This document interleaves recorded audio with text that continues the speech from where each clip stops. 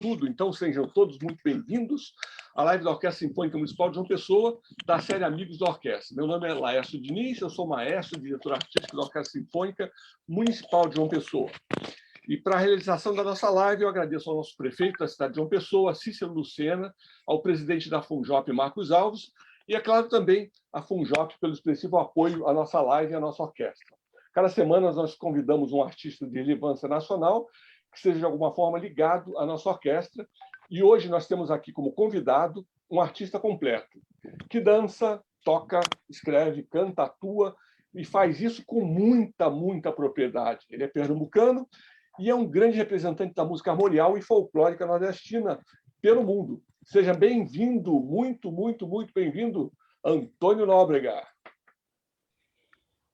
Boa noite, pessoal. É um prazer estar com todos. Agradeço ao maestro Laércio pelo honroso preâmbulo. Também estarão presentes nessa conversa a Isabel e o Tialisson. Então, que sejamos, então, felizes nesse encontro, nesse papo. E vamos que vamos. Vamos lá, então. Primeiro, eu queria ouvir um pouquinho, apresentar os nossos dois convidados também, a Isabel e o Tialisson. A Isabel, ela é clarinetista da nossa orquestra. Vou pedir para ela contar um pouquinho dela. Ela já contou, né? Quando a transmissão der errada, ela vai ter que contar tudo de novo. Mas vamos lá. Vai, Isabel. Olá, boa noite a todos que nos assistem. Eu sou a Isabel Santos, sou clarinetista da Orquestra Municipal de João Pessoa. Sou graduada em bacharelado e graduanda pelo UFPE e estou muito feliz de poder estar aqui com vocês essa noite, né, nessa live maravilhosa, com esse artista maravilhoso que é o Antônio Nóbrega. E é isso, né, como já me apresentei da primeira vez. Quero falar para vocês que estou muito feliz de estar participando dessa live. Sou pernambucana, sou de Olinda e tive a rica oportunidade de iniciar meus estudos musicais numa banda de música, né, onde já tinha a presença do repertório popular, do erudito, e para mim é um imenso prazer fazer parte da Orquestra Municipal de João Pessoa, porque também eu posso continuar desfrutando desse diálogo da música popular com a música erudita. Então, sejam todos bem-vindos à nossa live. Obrigado. Vamos agora ao Tialisson. Fala um pouquinho de você, Tialisson. Boa noite a todos. Boa noite a todos. Boa noite, pessoal do Facebook. Então, agora.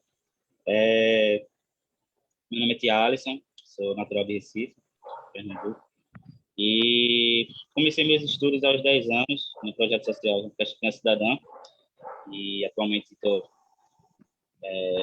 estudante bacharelado na Universidade Federal da Paraíba, aluno do professor Hermes Alvarenga, e falar um pouco da minha trajetória até aqui. Comecei no projeto social, como eu disse, aos 10 anos, e iniciei meus estudos com o professor Diego Vasconcelos. Eu esqueci até de acrescentar, e peço desculpas também. Também iniciei com um professor que acredito que todo violinista conhece, que é o Ademar Rocha. Então, tive aula com ele também. E, por fim, para terminar esse ciclo na Orquestra Cidadã, tive aula com o Clóvis Pereira, e para mim foi de grande importância. Foi ele que me abriu os olhos, né, para a música, para o estudo em si do instrumento, né? Então daí comecei a ter outros olhos, e ele que me ajudou a entrar na Orquestra Sinfônica Municipal de João Pessoa, no qual eu tenho muito orgulho de entrar, no professor Klaus da orquestra, violinista. Então, mais ou menos assim, vamos continuar. Ok, Tialisson. Tialisson é o nosso concertino da orquestra. Agora vamos ao nosso convidado especial, do qual eu agradeço pela segunda vez a presença dele aqui. Antônio, muito obrigado você nos ajuda demais com essa live aí, a oportunidade de conhecer um pouquinho mais da sua vida e de você. Nós todos agradecemos. Tá bom.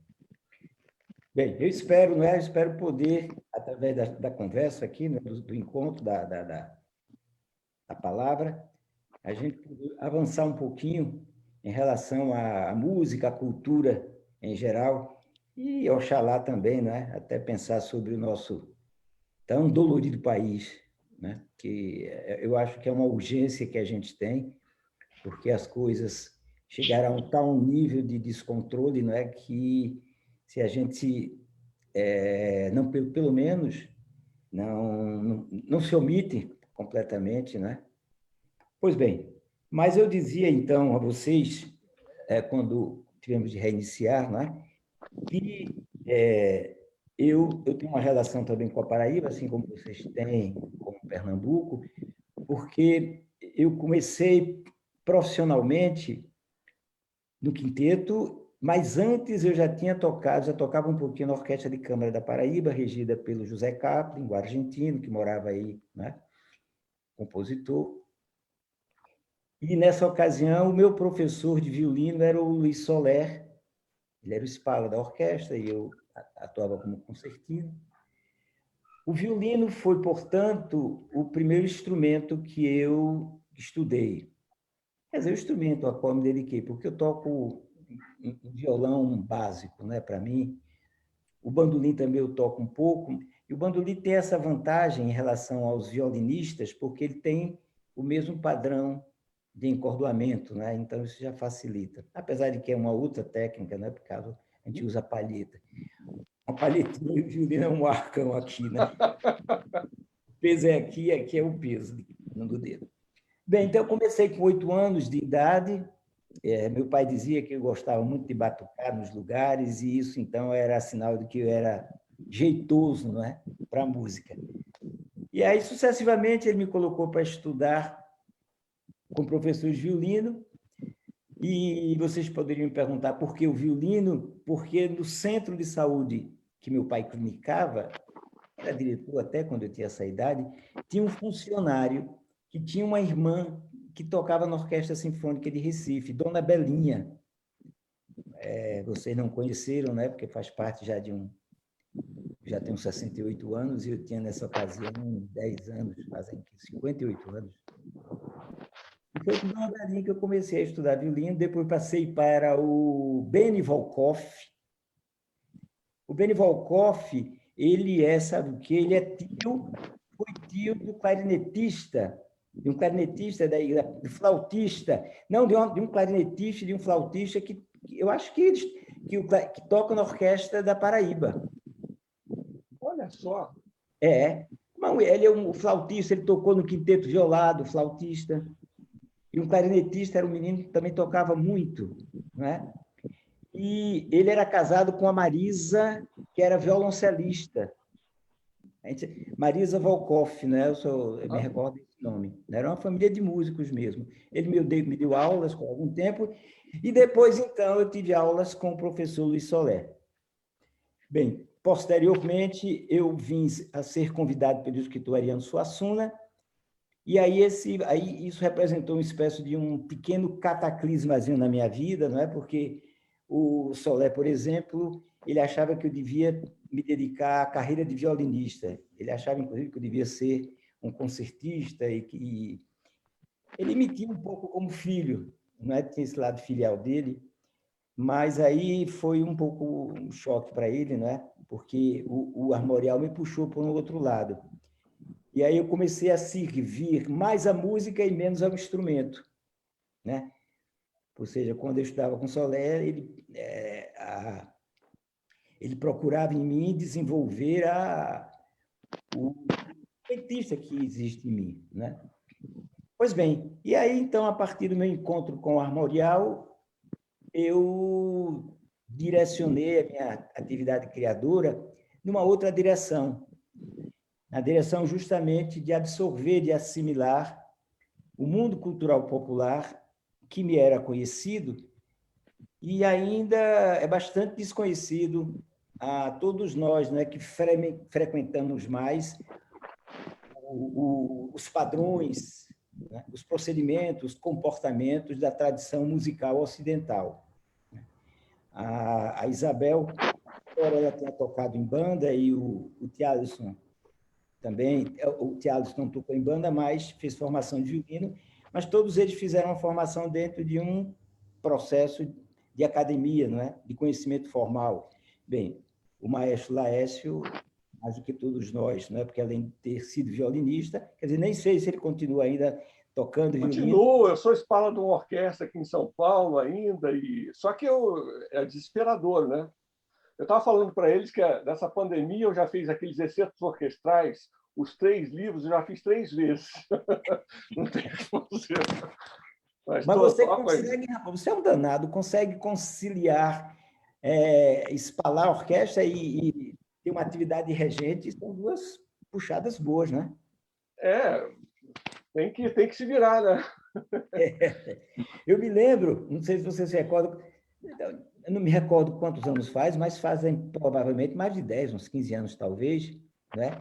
Quando eu procurei o Laércio para ter umas aulas de violino, porque quando eu entrei no quinto intermedial, e em seguida comecei a me dedicar aos meus espetáculos, onde eu atuo e atuava como dançarino, como músico, como cantor, etc., o violino ficou dentro de uma média de desenvoltura, né, que coincidiam com os concertos de Mozart.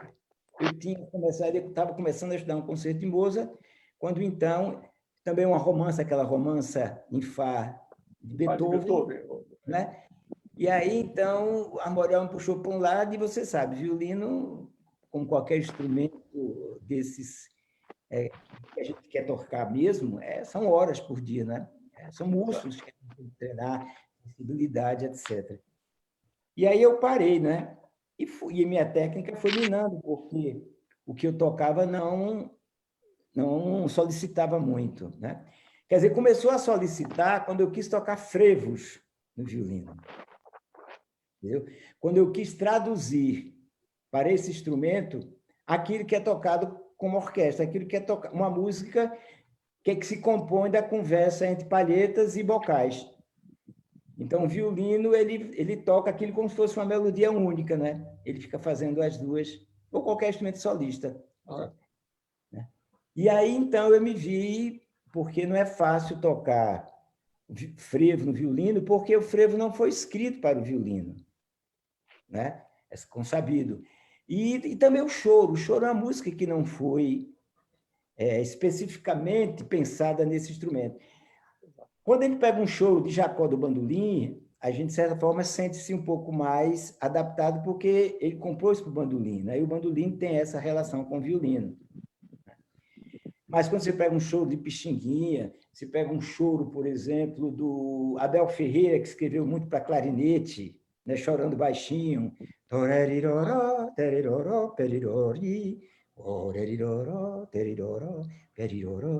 Então, você tem que... Não fica muito confortável para o instrumento, mas você termina se adaptando, não é? Pois bem, e aí a gente entra nessa questão, não é? Que como é que você adapta um instrumento que não tinha uma presença muito forte dentro daquela linguagem para tocar com ele, né? E bem, eu posso falar muita coisa sobre esse universo, por exemplo, a Rabeca, o violino, essa relação entre os dois, né?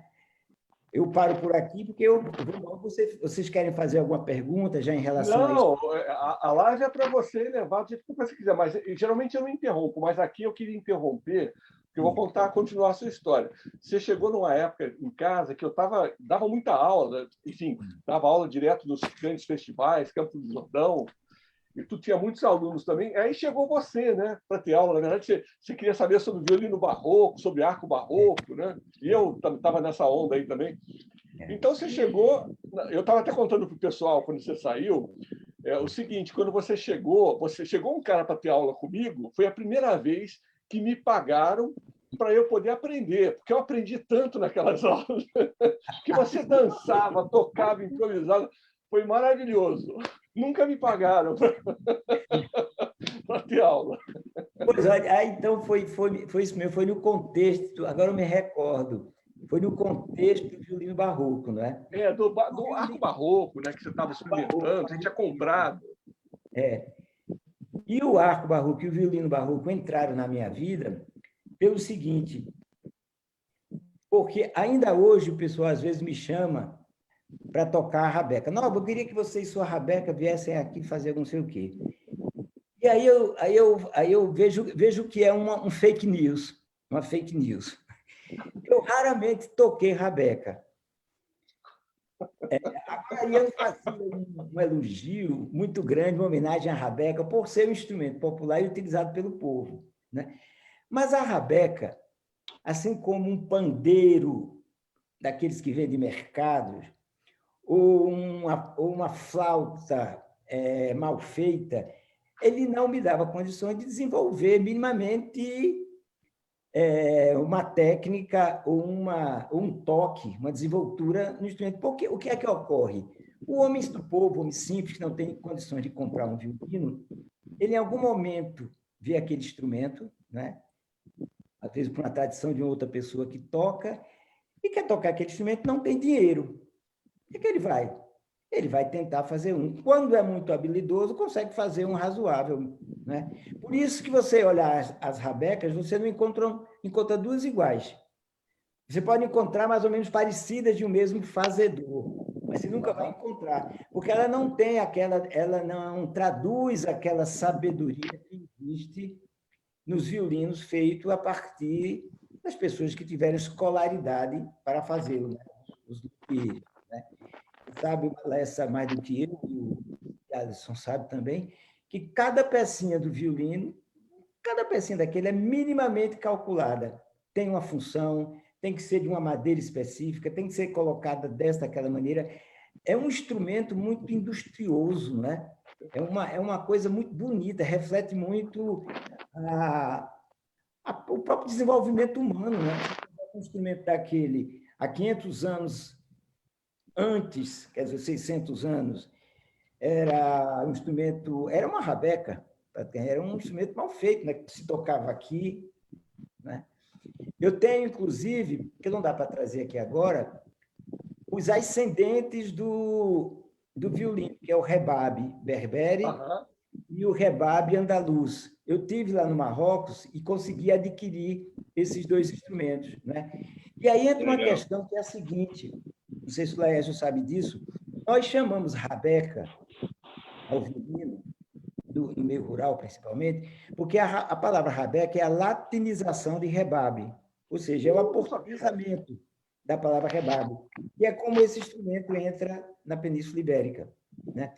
Então, quando o rebabe entra na Península Ibérica, no continente europeu, mesmo peninsular, ainda não existiam instrumentos de fricção, tocados em fricção. Os instrumentos eram de cordas dedilhadas. Então, os primeiros movimentos, no sentido de chegar a um instrumento friccionado, foi de tentar colocar um arco sobre a plataforma de um instrumento cujo cavalete era plano. Então, viu-se que isso não dava certo, né? Então, toda a trajetória é a gente encurvar aquele cavalete e, ao mesmo tempo, foram feitas várias experiências para ver como é que aquele instrumento podia soar. Aí, por isso que nasce o violoncelo, que é tocado aqui, né? Tinha a viola baixo, que era tocada aqui, e tem o violino. Na verdade, então, violino, viola, violoncelo, todos provêm da palavra vielle, ou viol, qualquer coisa nesse sentido, que era o instrumento aí que dominava ali na Europa, né? E que, por uma questão de poder econômico, ele se afirma ali nos ducados italianos, né? onde se podia fazer instrumento, mas, na verdade, as escolas, quer dizer, a luteria italiana, ela avançou muito por causa dos reis franceses, né? Você sabe que compravam os violinos, né, para as suas festas, para as suas cortes, e se fazia na Itália e mandava para a França. Pois bem, o curioso da história é que, em Portugal, o nome não muda. Então, sai a influência do rebabe, vai a Cremona, vai a todos aqueles lugares, o violino se funda através de Amate, todo aquele pessoal, e o nome, quando esse instrumento já estabelecido é utilizado em Portugal, ele é chamado de rabeca. Então, até meados do século passado, da orquestra se dizia a rabeca, o tocador de rabeca. Então, inclusive, se você pega, por exemplo, no Brasil, uma partitura do Leopoldo Miguez, você vai encontrar lá para piano e rabeca. Ou seja, um compositor de música erudita. E esse nome, então, marca presença no meio rural brasileiro, nem no meio rural, nos primórdios do Brasil, né? Claro. E permanece lá. Né? Então, durante muito tempo, eu pensava, como muita gente pensa, inclusive, que rabeca e violino eram dois instrumentos diferentes. Né? Para mim, na minha concepção, é o mesmo instrumento, só que um tem uma sonoridade característica pelo seguinte: primeiro, que ele é afinado mais baixo. Depois, ele é feito com a madeira que tem um tratamento, ou melhor, que não tem um tratamento interno como tem o violino. Então, fica com aquele som mais áspero. Não fosse isso, e uma rabeca, muitas vezes, ou o violino popular, eles encordoam com corda de cavaquinho. Olha só. Por quê? Porque não tem dinheiro para comprar uma corda mais cara. Então, quer dizer, o social tem uma presença muito marcante no desenvolvimento da cultura. Não é? Eles afinam mais baixo, muitas vezes, porque facilita, às vezes, por exemplo, no cavalo marinho, a ajustar a voz masculina à voz do instrumento. E como é que você faz com essa afinação quando você toca? E? Como é que você faz com essa afinação para a banda toda? Como é que funciona? Não, por isso que eu aboli a rabeca, eu toco violino. Entendeu? Mas Agora entendemos. É um absurdo. Você já viu algum solista de rabeca, alguma pessoa que toca rabeca tocar com orquestra? Escuta uma rabeca com acordeão para tu ver o que dá. Procura a nota afinada ali para ver se tu vai encontrar. Porque, veja, se você pega uma rabeca, está tocando sozinho, num forró de rabeca, me perdoem, eu não quero estou criticando os grandes forrozeiros de rabeca, tem deles que tocam, fazem umas coisas maravilhosas no instrumento. Né? Mas o seguinte, no geral, eles tocam só, porque a afinação de uma rabeca varia muito. Mesmo eu tocando aqui, quando eu vejo, ela está um semitom abaixo toda. Se eu tiver com o instrumento acompanhando, né, ela tem, por exemplo, um tipo de área, ou de afinação, não, de tonalidade, que é melhor para eu tocar. Que é aquela tonalidade que dá corda dupla, sol maior, lá maior, ré maior. Né? Então, para um forró, para uma coisa dessa natureza, repito, sem diminuir a habilidade do tocador, presta-se maravilhosamente. Mas você vai fazer um dueto de rabeca. Né? Se você quer transformar o som de um violino numa rabeca, baixa um pouco e bota uma corda de cavaquinho ou similar. Porque o mais importante, Laércio, eu acho é o seguinte: não é o instrumento, é a música. Isso não um defeito propriamente, mas é uma falta de visão. Né? Então, é feita aquela questão da guitarra. Teve um momento, né? Inclusive a guitarra não pode tocar frevo, a guitarra não pode tocar música brasileira. Mas por quê? Porque a gente estava com o paradigma da guitarra tocando jazz, fazendo aqueles riffs, Jimi Hendrix. Mas veja, aquilo foi como o jazzista, o Jimi Hendrix, tocava guitarra. Você pega a guitarra, por exemplo, na mão de um cara como Heraldo do Monte, e ele faz outra coisa com a guitarra. Ele toca. Né? Você pega, por exemplo, o violino tocado por um jazzista, é uma coisa. O violino tocado por um violinista árabe é outra coisa. Por um cigano é outra coisa. São linguagens. Né? Então, o que eu acho é o seguinte: como é que a gente torna o violino, ou como é que a gente, através do violino, toca uma linguagem de música que a gente chama de brasileira. Essa linguagem se reflete através de quê? De choros, de frevos, de baiões, etc, etc. É uma linguagem com seus procedimentos, com seus tipos de acentuações, e etc, etc. né? Mas quando é que você começou a pensar sobre isso, depois do convite lá do Ariano Suassuna e o Quinteto Armorial? Conta um pouquinho para a gente como é que foi esse convite, esse convívio com o Ariano e com o Quinteto, que, enfim, tão importante. Então, Ariano, quando me chamou, eu tinha 18 anos de idade e eu tinha, por outro lado, uma formação bem razoável, embora eu não fosse formado, só tinha 18, 19 anos, estava prestando ainda vestibular, mas eu gostava muito de ler, né? Eu tinha um círculo de amizades interessante, onde refletíamos. Eu gostava de estudar. Eu tinha em casa um avô que era escritor. Então, tudo isso agudizou em mim o interesse intelectual, né? Então, quando eu conheço o Ariano, quer dizer, eu conheço um escritor cultíssimo, né? Os ensaios que, inclusive, realizávamos do Quinteto Armorial eram na sua casa, Laércio. Então, uma vez por semana, eu acho que durante 1, 2 anos ou mais, a gente, semanalmente, ia à sua casa e no seu salão de visita, eles nos recebia, e ali a gente ensaiava, o Madureira trazia uma música, eu trazia outra, o Capiba, de vez em quando, ia lá levar uma música. Então, era um ambiente, além de ser o lugar de ensaio, quer dizer, o momento do ensaio, mas era um ambiente de conversa sobre cultura. Às vezes, um poeta do Rio de Janeiro, de São Paulo, ia visitar Ariano, queria fazer uma entrevista com Ariano, Ariano dizia, não, vai lá no dia do ensaio do quinteto. Porque isso, de certa forma, trazia uma movimentação que era legal para ele e para a gente, né? Então, tudo aquilo, eu tinha um certo... Eu fui adestrado um pouco para aquela escuta, não é?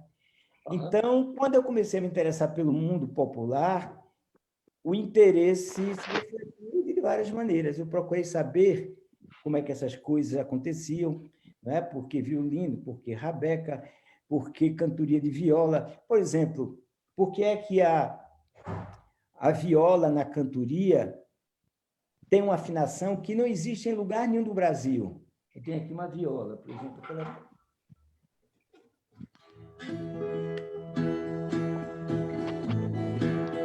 Está um pouco desafinada, né?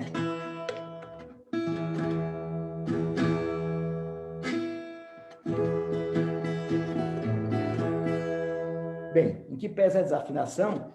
Então, o cantador é o único instrumento de corda que eu conheço em que a posição básica não é aqui. Todo instrumento que você começa a estudar, um bandolim, você começa a tocar aqui, você faz escala e vai para cá. O violino também, você aprende aqui. O cavaquinho é a mesma coisa. A viola não, você bota a mão logo aqui no quinto traste. Né? Então, e veja, a posição da mão é uma posição muito natural, é quase a posição da mão parada. Se você bota a mão parada, ela está aqui. É quase você botando aqui. Essa afinação aqui equivaleria à posição do dedo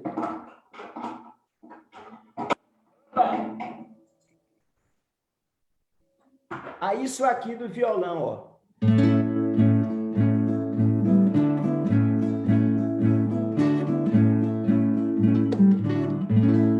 Então, se eu boto... Então, eu estou em Lá maior. Aqui eu estou em Lá maior. Os cantadores, ainda hoje, eles cantam em Lá maior. É um negócio, eu não sei como é que eles conseguem, homem de 60, 70 anos, cantar aqui nessa tonalidade, né? Alguns deles, inclusive, na história da cantoria, chegaram a ter problemas da voz, né? Porque é muito agudo, é uma tessitura muito, muito aguda, e alguns tiveram de parar de cantar, como José Alves Sobrinho, que foi um grande pesquisador, inclusive aí, paraibano. E aí, o que eu faço geralmente, se eu boto aqui, ó, não dá certo, porque eu estou aqui com o Mi e o Ré. Então, o que eu acho que aconteceu é que o instrumento que chegou para os cantadores foi um violão. Eles, por não dominar o violão, começaram a colocar a mão aqui, a mão mais simples, e viram que aqui dava um acorde. que é que eles fizeram? Tiraram as cordas de cima, botaram um Lá, duplicaram o Lá, e ficou o Lá maior que até hoje eles cantam, que eles tocam. Né? O que eu faço na viola, eu baixo quase uma quarta, eu baixo para Mi maior, para poder cantar. Né? Ou então eu faço isso aqui no violão. Ó.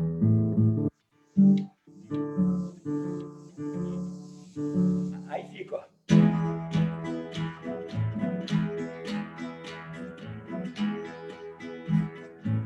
Eu pegando um cantor, certo dia eu subi numa zelação, fui ao céu e prendi as nebulosas, apaguei as estrelas luminosas dos planetas, parei a rotação.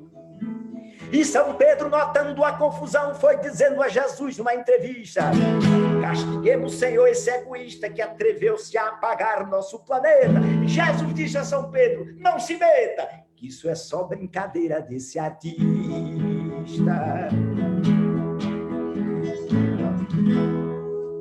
Bem, então, isso aqui requer, para chegar a isso, requer um pouco essa curiosidade, não é?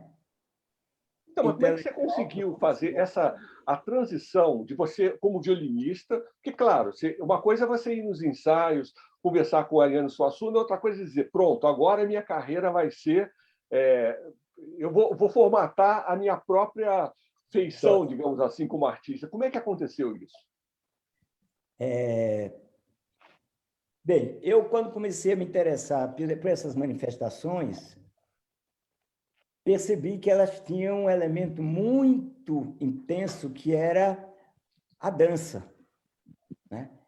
A dança estava presente, continua presente, por exemplo, no frevo, no caboclinho, no coco, no cavalo marinho. Não tem uma dessas manifestações populares onde a música está inserida, a não ser na cantoria de viola, onde o corpo não esteja, onde o corpo não tem uma importância. Né?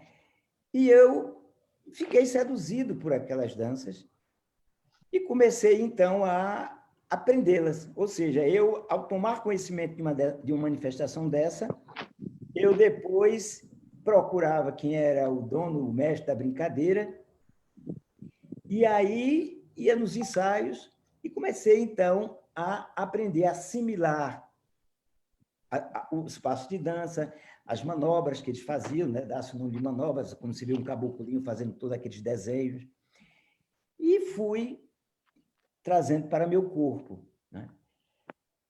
Bem, eu já tinha tido, quando eu era criança, um conjunto com minhas irmãs, isso eu não falei. Minhas irmãs estudaram música também, lá em casa somos eu e mais 3 irmãos, eu o mais velho. E meu pai também voltou para estudar música, as minhas irmãs. Uma tocava violoncelo, outra piano, outra escaleta e percussão, e aí nós fizemos um conjunto. E nesse conjunto também eu gostava de dar uns saltos, né? Fazer umas brincadeiras, fazer umas atuações. Então, isso provavelmente tinha me predisposto também, psicologicamente, para essas danças. Ou melhor, eu talvez já tinha uma propensãozinha para dança, né?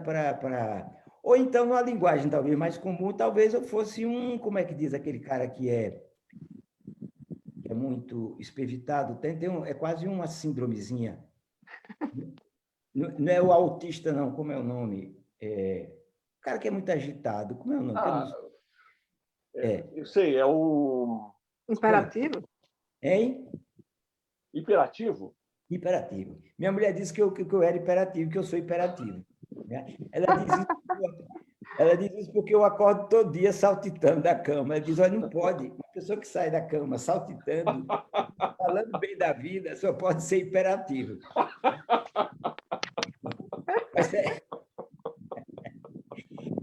Pois bem, então essa hiperatividade veio me levar a eu, então, estudar essas danças, aprender a tocar nos instrumentos de percussão, né? E, posteriormente, me levou a tentar compreender historicamente o mundo cultural popular, que é nessa frequência onde eu me encontro hoje em dia de uma maneira mais intensa, né? Eu falei há pouco a você que eu estava dando aula, né? Quer dizer, as próprias reflexões que eu tenho feito sobre Rabeca, sobre o violão que eu apresentei a vocês, não deixa de ser fruto já de uma pesquisa, de uma busca de entendimento desse mundo cultural que, com a maturidade, né? Com a idade, melhor dizendo, vai se decantando. Então, nesse momento, assim, uma das preocupações minhas é de como não só passar esses conhecimentos, mas como criar grupos, criar ou trazer à tona uma discussão sobre a questão da cultura brasileira, sobre a questão da música dentro do contexto cultural brasileiro. Porque a gente sempre, você usou, por exemplo, uma palavra que é habitual, eu não estou fazendo crítica, mas é uma realidade, por exemplo, você falou que eu sou um representante ou alguma palavra da música folclórica, alguma coisa assim, né? Então, eu, por exemplo, eu hoje não uso o conceito mais de música folclórica, eu uso o conceito de corrente cultural popular, uma linha de cultura popular, né? Que tem sua ascendência, assim como a gente tem outra, a corrente cultural chamada de erudita, mas se a gente for cair na real, não é mais do que a corrente cultural europeia. Tudo que a gente chama de erudito são realizações, são criações que nos chegam através da vertente de cultura europeia. Não existe no Brasil nenhuma tradição de música árabe, não existe nenhuma tradição de música neozelandesa, nem chinesa.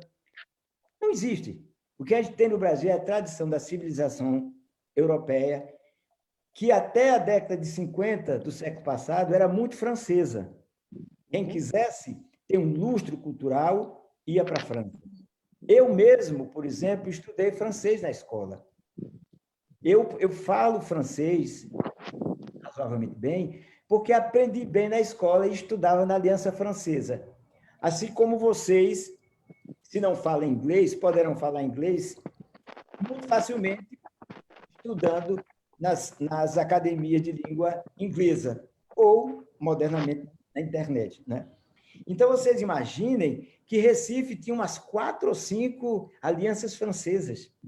Nossa! Eu fiz uma excursão pela América Latina com o Quinteto Armorial, promovido pela dança francesa. E fiz uma excursão pelo Brasil, por 17 capitais do Brasil, promovido pela Aliança Francesa. Você veja a força que tinha. Isso estamos ainda na década de 70, que é um momento de transição, onde o país passa cada vez mais a ser anglófilo, né? Ou seja, pertencente à tradição inglesa ou americana. Então, todos os componentes da cultura da gente vinham pelo lado francês, na palavra. Abajur, né? Quadrilha, etc., hoje chegam pela vertente americana e inglesa. Mas a gente sempre, a classe dominante brasileira, sempre teve nas produções, nas realizações europeias, o que a gente chama de mundo erudito, né?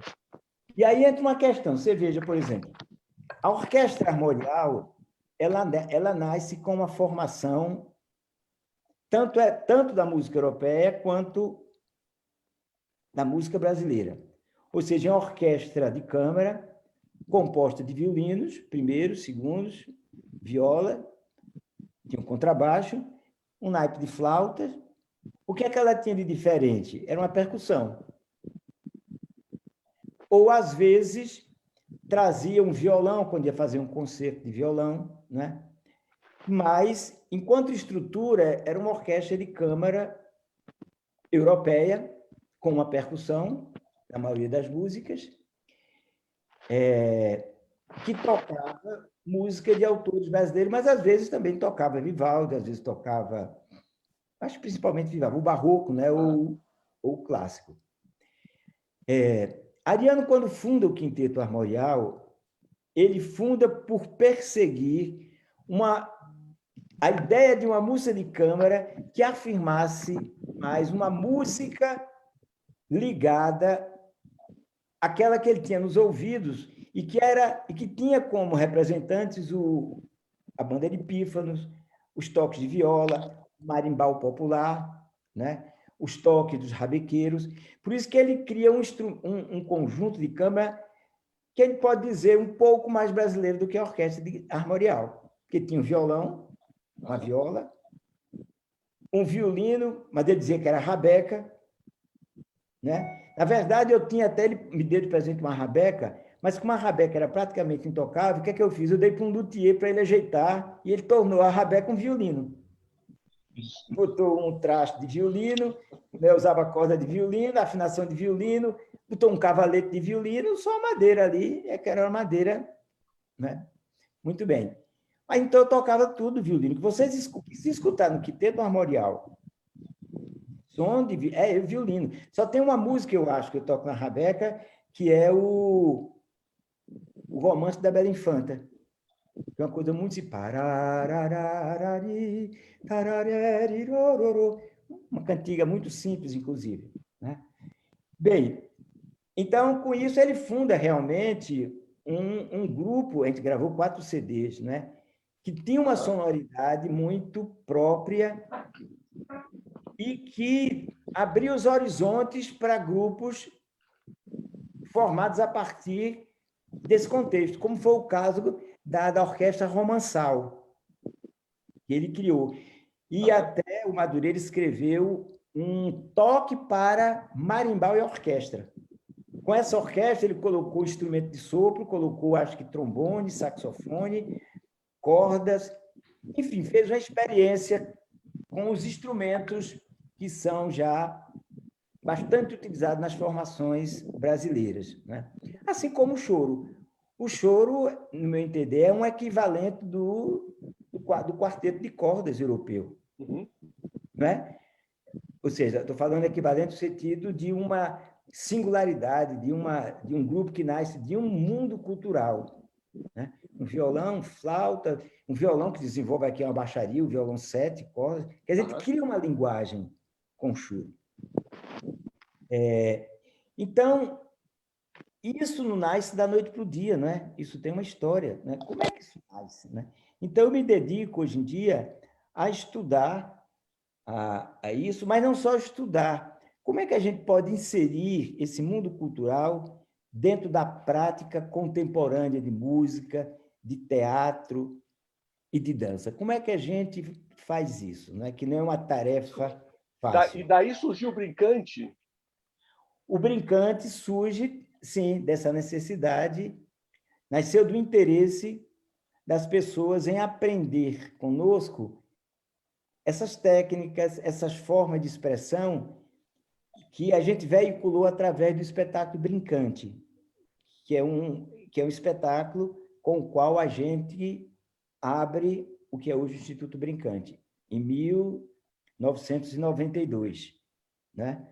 Então, hoje a gente promove cursos, promove eventos, mas a caminhada do Brincante é uma caminhada muito lenta, no meu entender, né? Ele vai completar 30 anos, porque no Brasil, instituições dessa natureza caminham com muita dificuldade. Se as entidades oficiais caminham também com lerdeza, imagine uma entidade como a nossa, que não tem subsídio, que não tem nenhum apoio e que não tem, sobretudo, uma visão de cultura sobre esse mundo cultural. Porque a gente vive ainda, é por isso que eu, às vezes, fujo da palavra folclore, porque quando a gente fala em cultura folclórica, a gente, não é o seu caso não, Lécio, a gente, no geral, as pessoas em geral, têm uma visão de cultura folclórica como uma cultura não essencial, uma cultura banal, boba. Aquilo é folclórico, não é? Aquilo é passageiro, aquilo não tem potência, né? E são palavras que eu não posso atribuir, essas que eu citei aqui, ao que eu vejo no mundo cultural popular, né? Agora, o seguinte, não é um mundo pronto, a gente tem que trazer e tem de codificar muito do que está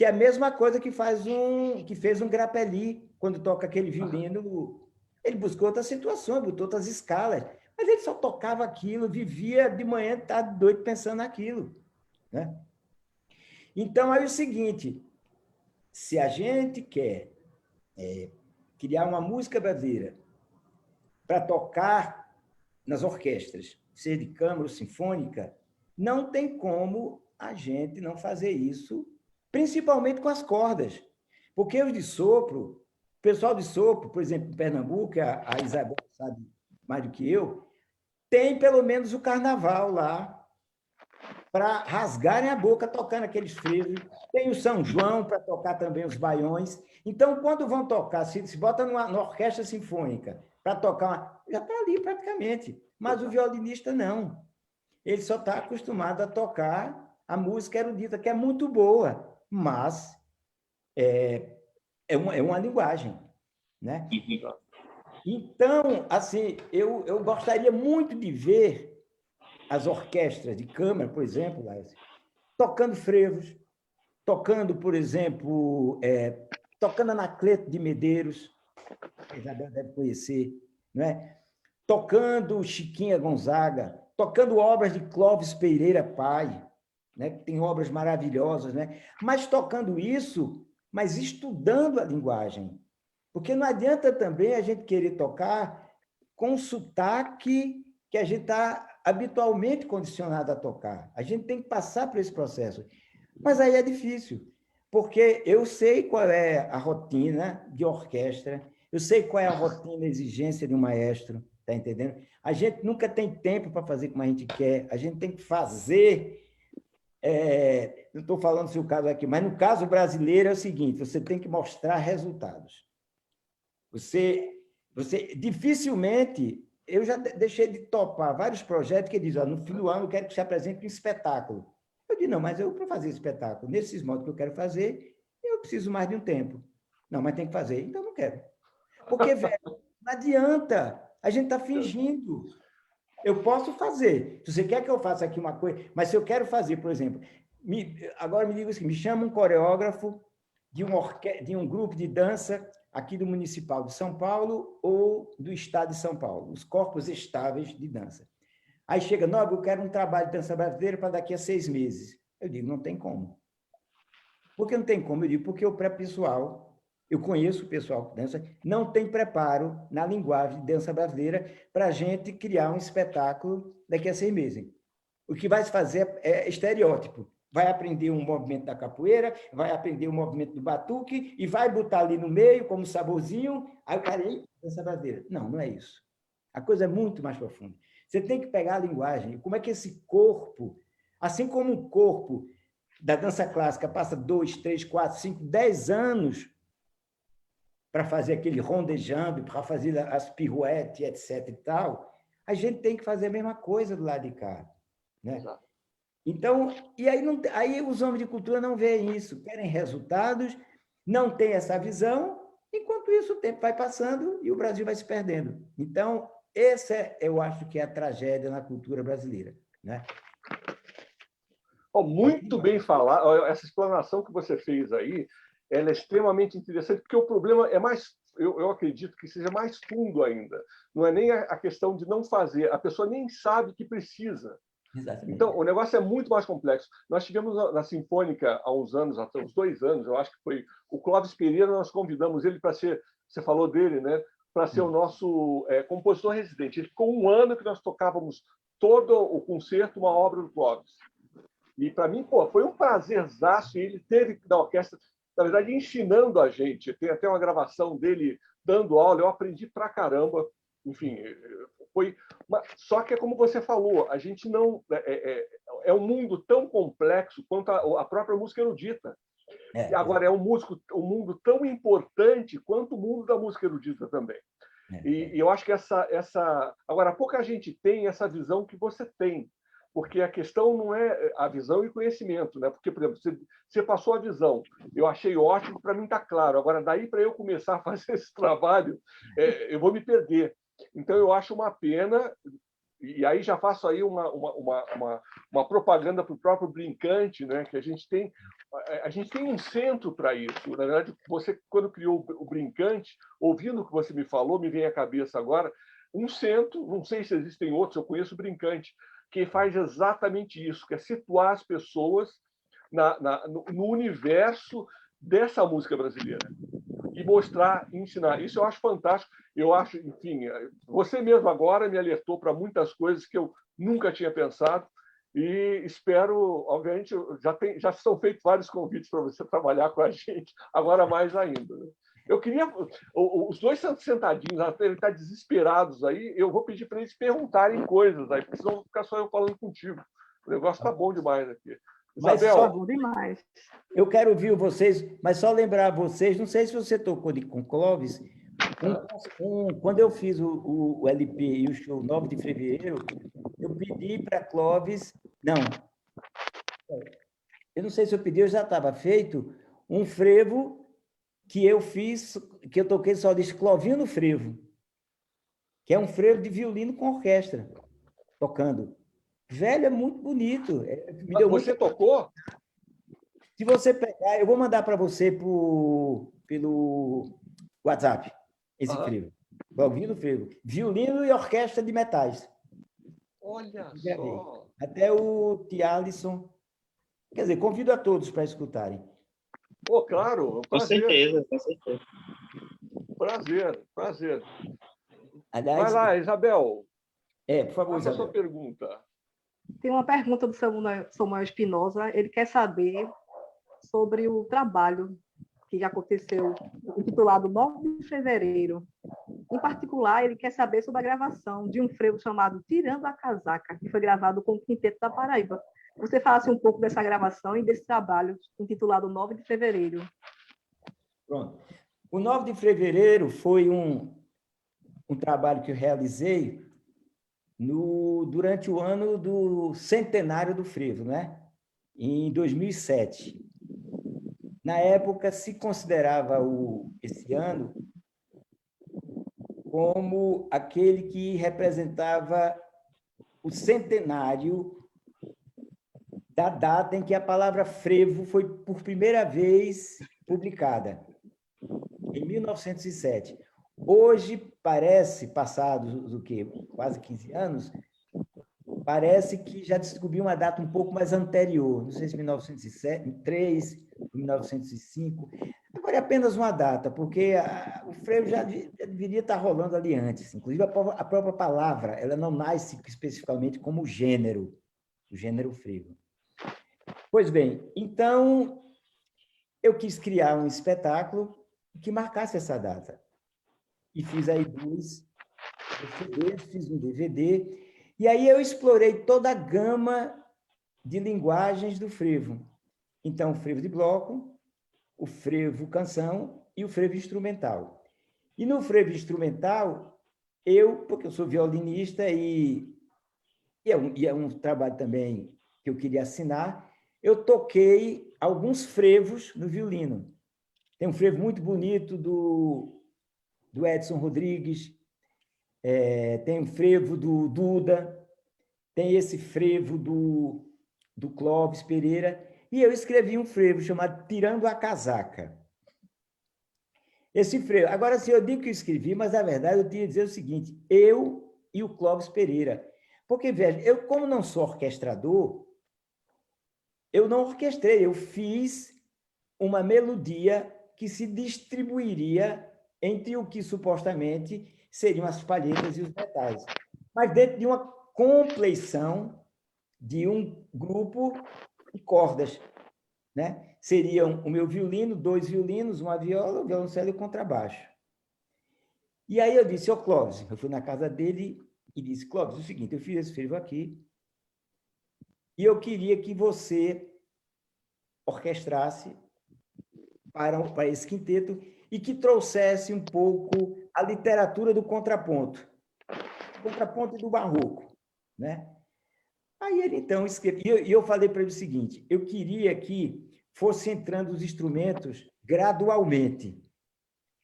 Começar primeiro o violino, depois o primeiro violino e o segundo, só por último é que entrava a percussão. E a ideia, o conceito do frevo, por isso não tirando a casaca, é assim, a gente entra de casaca tocando. Aí, na medida que vai entrando a percussão, porque entra primeiro o pandeiro e coisa, a gente vai tirando a casaca. Quentando. São conceitos Começa a ferver. não dá para fazer isso tocando, convenhamos, já tocando e tirando a casaca, não dá. É, Mas é a música que vai, começa só com violino, sem percussão, né? Nem me lembro aqui, mas... Então, começa com outro violino, fazendo um dueto, e as coisas vão andando, daqui a pouco entra a viola. Quando, velho, você está já pulando com a caixa, então você tirou a casaca. Essa era a ideia do frevo, né? Então, eu quis comparecer também como compositor de frevo instrumental, né? Só que eu compareci meia boca, né? Porque se eu tivesse convidado para fazer essa organização, eu não teria feito nada, né? Porque eu teria feito muito pouco, porque frevo é, sobretudo, uma música orquestral. Alisson. Sim, queria perguntar para o professor. Vou chamar de professor, porque realmente eu estou tendo uma aula hoje aqui. Não, E lamento para quem não está assistindo. Lamento para quem não está assistindo essa live, porque realmente são informações riquíssimas para a gente que está fechado nesse ambiente, né, erudito. E é isso. Mas minha pergunta é para saber se atuou em alguma música. E é isso. Para saber se a gente está trabalhando em algo novo. Não sei se vocês estão sentindo a transmissão do Thiago. Está falhando. Está travando. Está travando, né? Ele está perguntando se você tem algum álbum ou música que esteja trabalhando. Eu acho que é isso que ele perguntou. Algum álbum novo, ele quer saber. Tá.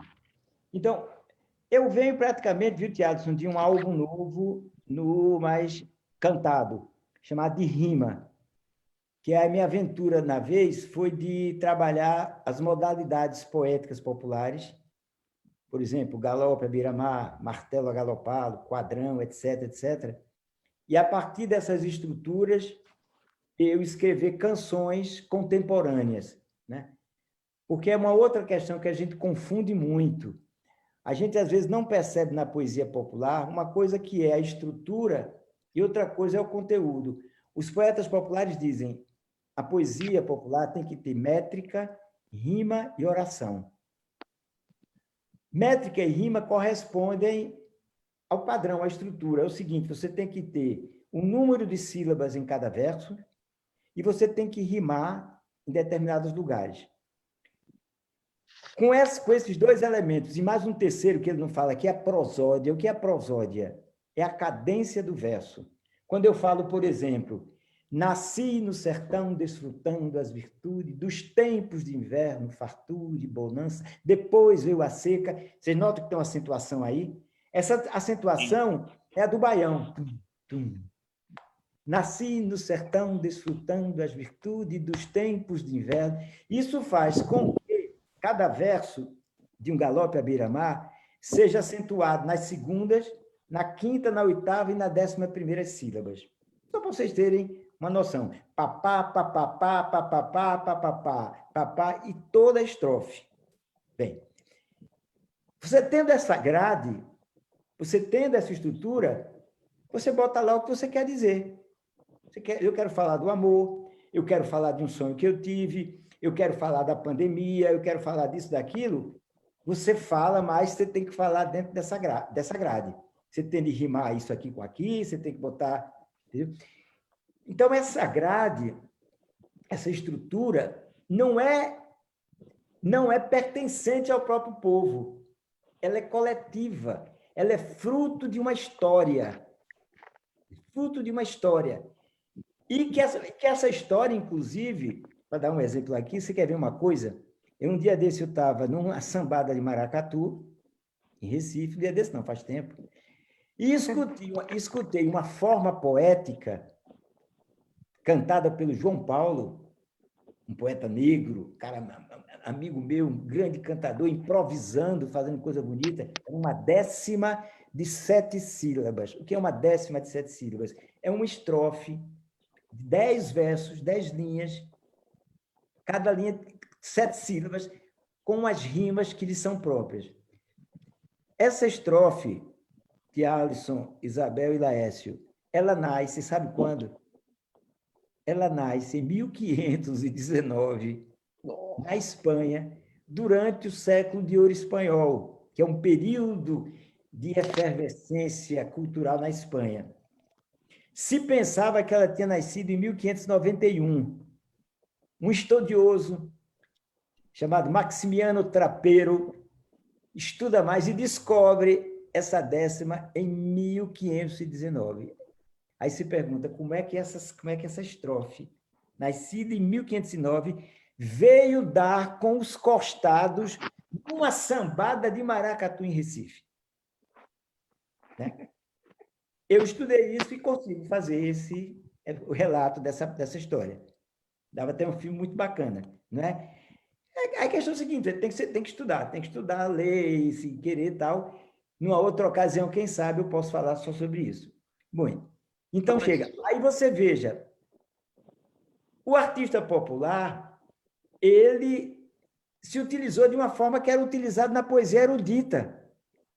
Essa forma foi utilizada por Cervantes, foi utilizada por um poeta chamado Quevedo, foi utilizada por um outro chamado Lope de Vega, um grande dramaturgo espanhol, que era o que chamava os chamados autores eruditos. Mas um autor erudito, na Europa dessa época, era também um pouco popular.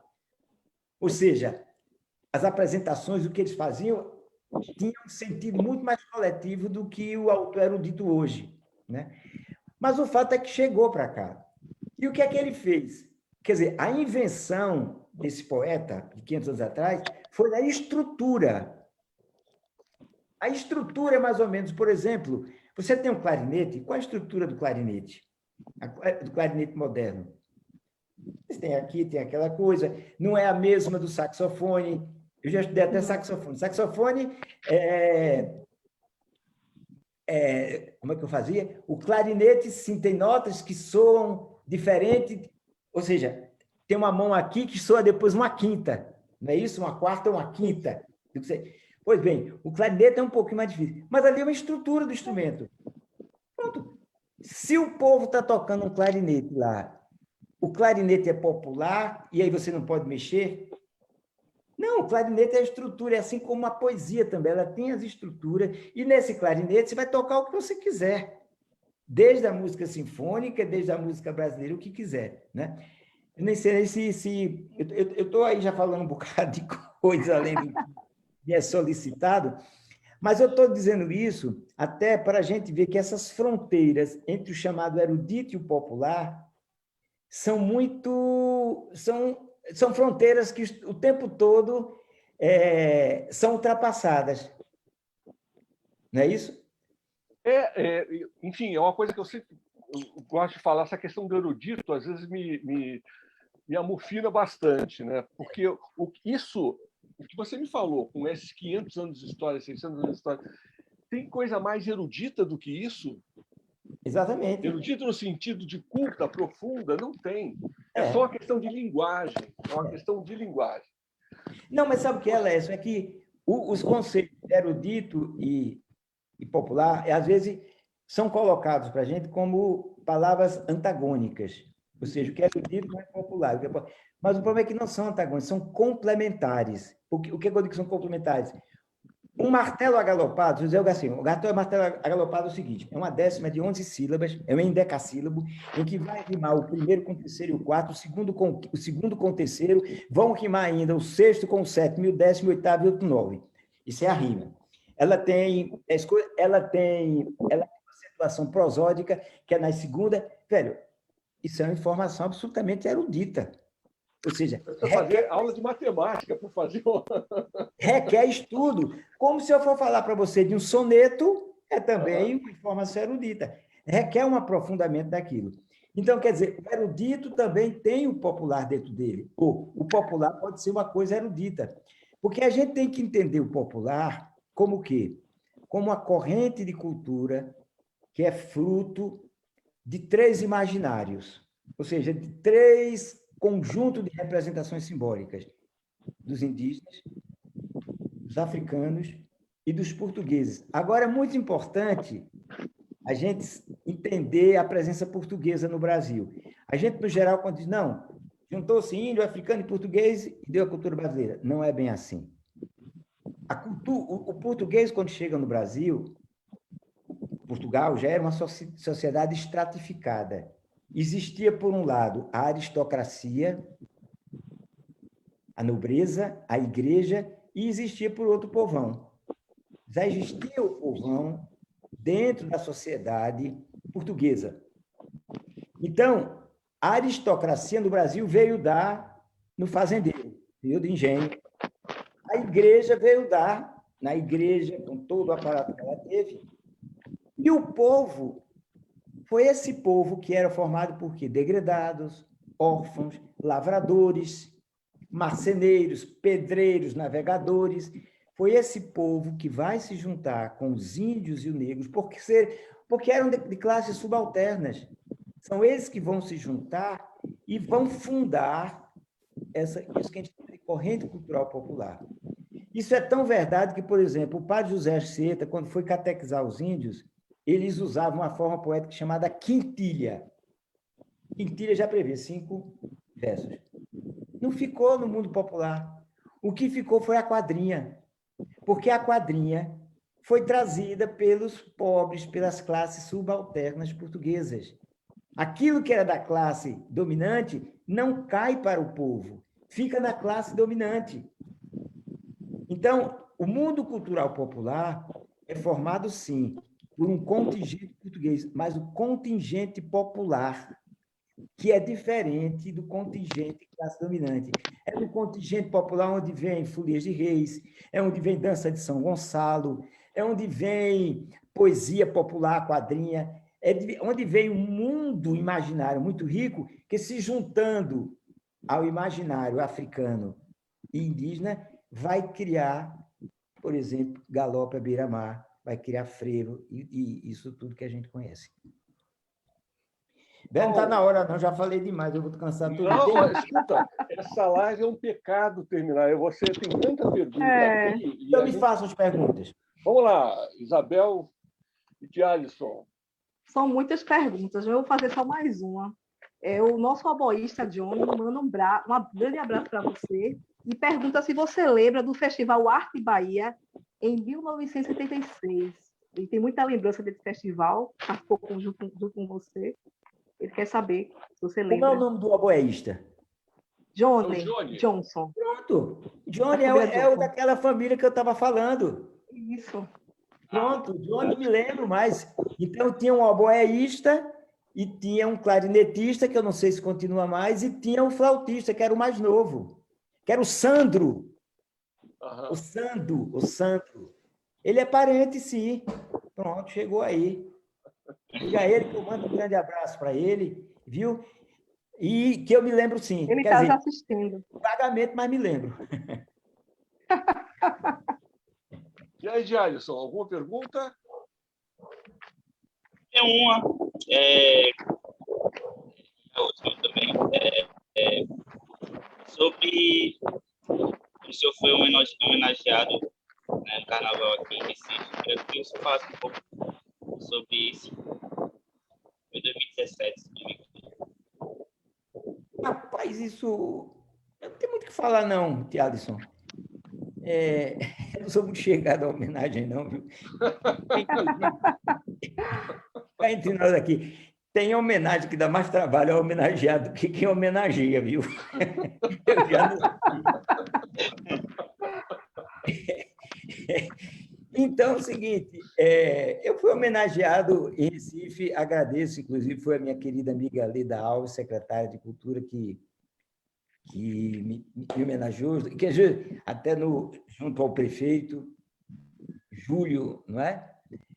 E me honro, sem dúvida, representar, durante o Carnaval, uma personalidade artística, mas teria gente, talvez, muito mais importante para mim, no meu entender, podia ser homenageado também. Tem muita gente bacana. Como, novamente, a gente entra nos artistas populares, né? O mestre, por exemplo, o mestre Zé Alfaiate, que foi meu mestre de caboclinho, nunca foi homenageado no Carnaval. Quantos anos ele compareceu lá com o seu caboclinho Sete Flechas? Quantos mestres de maracatu, né? mas esse pessoal não tem a visibilidade que Antônio Nóbrega tem, que outros artistas têm, né? E muitas vezes passam no anonimato. Com isso, eu estou dizendo o seguinte, eu não quero ser ingrato por receber o prêmio, né? Mas eu gostaria também, até, de, através dessa consideração que me foi dada, dessa homenagem, dizer que eu não me esqueço desse pessoal, e que esse pessoal, sim, está na base até dessa homenagem mesmo que eu tive. Antônio, eu vou falar aqui, é uma pergunta, na verdade, do Samuel Espinosa Galvez, de novo, que é um violista super importante aqui na Paraíba, do Quinteto da Paraíba, né? Ele trabalha com um projeto social de crianças que está funcionando super bem, e ele pergunta aqui para você. Em João Pessoa tem um projeto de inclusão social através da música que vem evoluindo muito rápido. A nova gestão municipal praticamente deu sinal verde para a gravação de um trabalho com música armorial e Astor Piazzolla na trilha do trabalho feito pelo Quinteto da Paraíba dos anos 90. Mas dessa vez seria uma versão infanto-juvenil. Poderia nos honrar com a sua participação como solista convidado, pelo menos uma faixa para homenagearmos os 50 anos do movimento armorial? Eu acho que é um convite aí. É um convite. Pode, quer dizer, seguramente. Agora, o seguinte, como eu falei no início, há 2 meses que estou sem tocar violino. Isso não vai ser... Eu tenho até uns compromissos, como eu falei com você, com a Orquestra de Ouro Preto, né, mais para frente. Então, eu estou tocando violão e o bandolim, que exigem menos, né? Não exige muito o desempenho do braço direito. Mas, se eu já estiver tocando, eu participo, sim, com muito gosto, né? Tá, então, olha, eu queria te fazer, como eu te falei, é uma pena a gente começar a encerrar a live, mas tem uma pergunta que eu quero te fazer, que é a pergunta de uma pessoa que provavelmente comanda a sua vida, né? E controla também, que é a Rosana Almeida, sua esposa. Se eu não falar dela aqui, porque eu sei que ela realmente é um capitão no Brincante, enfim, em toda a produção. Fala um pouquinho sobre isso, como é essa relação, como surgiu e como é que é o trabalho de vocês dois em conjunto. Eu pensei que você ia reproduzir uma pergunta que ela está fazendo. Ela não está aí, não, né? Não! Tá bom. Olha só! Isso é que conhecer a mulher, viu? Porque a gente está em tanta... Não, porque às vezes ela entra nessas lives, né? A gente está com tanta live. Olha, é um consórcio muito amplo, né? Porque é um consórcio afetivo, com ramificações, né? Porque nós temos 2 filhos. É um consórcio de trabalho, porque tem o Brincante, e é um consórcio intelectual também, porque a gente tem uma afinidade também na maneira de pensar, né? E, assim, eu me considero uma pessoa de sorte. Viu? Eu não me casei cedo, casei com 30 anos, eu estava esperando por ela, porque ela saiu de Curitiba quando tinha 17 anos, e eu tinha 29, e ela praticamente foi que me tirou de casa. Eu morava ainda com meu pai, com minha mãe. Com ela, então, atravessamos. Hoje nós temos, daqui a pouco, vamos completar 40 anos de casados, a gente nunca sabe direito, né? Então, ela é uma pessoa que eu não tenho muito o que dizer, a não ser isso. Ela me ampara, me ajuda em todos os segmentos da minha vida, né? Eu sei, sem Rosane, seria o quê? Eu posso dizer que eu não teria chegado no pouco, onde eu cheguei, se não tivesse essa interlocutora o tempo presente, não é? E também, assim, gostaria até, já que você entrou um pouco desse lado familiar, saudar também os meus filhos, né, que me dão muita alegria. Eles trabalham com você também. A Maria Eugênia, vez por outra, ela trabalha, até nesses últimos momentos, a gente está fazendo algumas parcerias. Se vocês olharem até no Instagram, de vez em quando a gente está postando algumas coisas juntos, né? O Gabriel, vez por outra também, mas menos. Ele trabalha, ele é menos músico e mais diretor de produções cinematográficas, ele é autor, também trabalha com cinema de animação. Então é isso. Que ótimo. Olha, eu queria agora deixar esses últimos minutos aí para você falar, enfim, é o seu momento para você dar algum recado, dar um recado. Eu não sei se você quer falar alguma coisa sobre o momento da pandemia, fica à vontade, são os minutos teus aí. Perguntas tem demais, a gente não vai parar, a live vai durar umas 10 horas se a gente deixar. Mas, enfim, está no momento da gente começar a pensar em encerrar, então eu queria que você tivesse esse tempo aí para falar das suas conclusões sobre a vida, sobre o mundo que a gente está hoje, né? Olha, se a gente for falar da pandemia e se for falar também da indigência cultural, não, da indigência governamental do país, a gente também vai ter mais 10 horas pela frente. Nós todos sabemos que estamos passando aí uma situação de horror, não é? Eu agora mesmo estou aqui, eu vou acabar e vou me dirigir ao Jornal Nacional. Eu virei um assíduo espectador do Jornal Nacional e estou com medo de encontrar mais uma cifra elevadíssima em relação a pessoas que se foram por conta dessa pandemia. E a gente sabe que isso é fruto, sobretudo, de uma ingerência genocida, assassina que ocorre no país, né? Eu acho que todos nós, nesse momento, devíamos levar em conta esse fato e, se dentro do possível de nossas vidas, se posicionar, não é? E tentar mudar esse contexto, porque a gente não sabe onde isso vai parar, a gente pode viver uma tragédia aí fora de controle total, né? Então, esse é o aspecto negativo, terrível do que estamos passando. Não vou acentuar ainda mais, porque tudo que a gente pensar de ruim pode ser colocado dentro desse contexto, que é um contexto trágico, realmente. Um lado que eu estou achando interessante dessa história é que está podendo haver uma comunicação interna brasileira, né? Como é o caso dessa live aqui, que, oxalá, quiçá, traga elementos para que a gente pense o Brasil, quando a gente sair dessa, pense melhor o Brasil, né? Porque todo esse estado de coisas tem uma razão. E nós todos, Laércio, nós que fazemos cultura, que fizemos cultura durante esses 40, 30, 50 anos, a gente tem que pensar a nossa maneira de fazer cultura, né? Por que é que um país com tanto vigor cultural não conseguiu criar anticorpos, criar vírus dentro do plano da cultura para que não surgisse, não aparecesse o contexto de uma situação dessa? Então, a cultura tem de ter cuidado para que isso não volte a ocorrer. E o fato da gente estar conversando muito, eu tenho falado em muitas lives, e provavelmente não teria falado se não houvesse esse recurso, essa conversa via internet, né? Então, que isso traga, pelo menos assim, um conforto para a gente de que dias mais à frente serão melhores e que a gente vai saber se utilizar desse momento dentro das suas possibilidades. É isso que eu tenho a dizer. Maravilhoso, muito obrigado. Olha, que foi uma live bastante especial para mim, eu acredito para várias pessoas que ouviram aí também. Eu agradeço muitíssimo ao nosso convidado, Antônio Nóbrega, aos nossos músicos da Sinfônica, a todos vocês que doaram um pouquinho do seu tempo para ouvir as histórias desse grande, grande artista. Eu agradeço mais uma vez ao nosso prefeito da cidade de João Pessoa, Cícero Lucena, ao presidente da Funjop, Marcos Alves, à Funjop, ao nosso assistente de produção da live, Samuel Espinosa, a Bruna Bonfim pela parte técnica, e também ao gerente da orquestra, Hector Rossi, a Nayara Alves e a Daniela de Paco.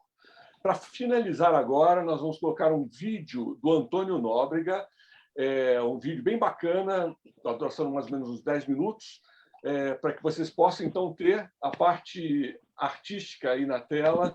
E eu agradeço a todos, mais uma vez, boa noite, e aguardo vocês, então, na nossa próxima live. Obrigado, viu? De minha parte, eu, ao longo desses últimos 30 anos, aprendi toques, instrumentais, cantos, loas, danças, com os brincantes, com os tocadores de alfaias, com os cantadores, emboladores, e fui recriando isso em vários e vários espetáculos. Esses cantos, esses toques, essas danças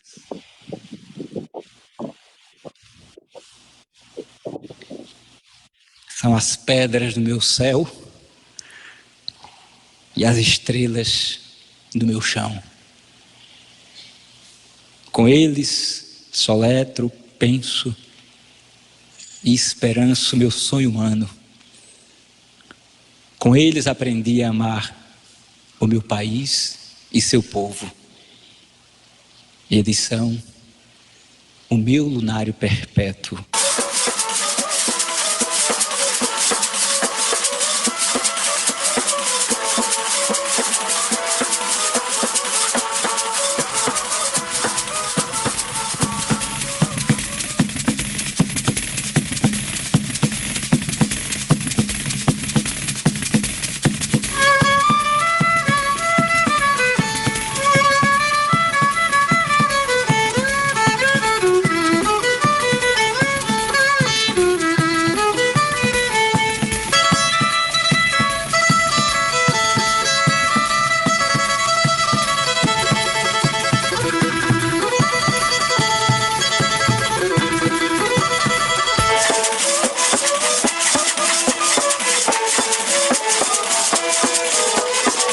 Meu lunário tem antigas alquimias de almanaque.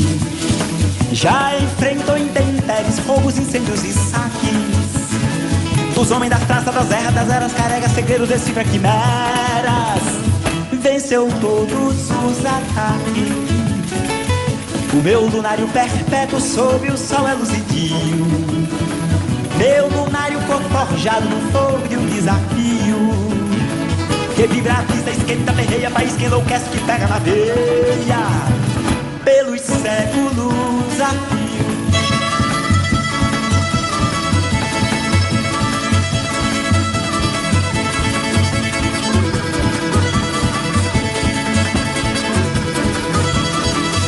O meu lunário perpétuo guarda as vozes seculares do profeta de Canudos e do mártir dos Palmares.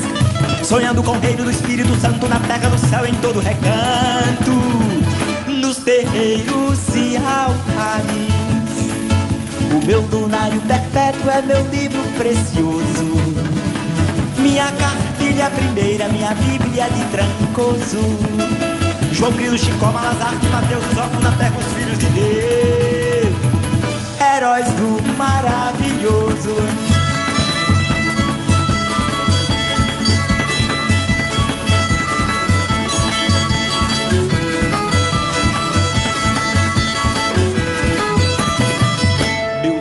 É a memória de um país que vai passando diante dos nossos olhos, rindo, mexendo, cantando. Mestiço latino, caboclo nativo, a velha criança morreu e tá vivo. Presente, mas até quando? Meu lunário é conselheiro, é meu folheto, é meu missal. Atravessando os milênios, cada ponto cardeal. De norte a sul e vai para filho, de lá para cá, meu livro andarilho. Fabuloso romançal.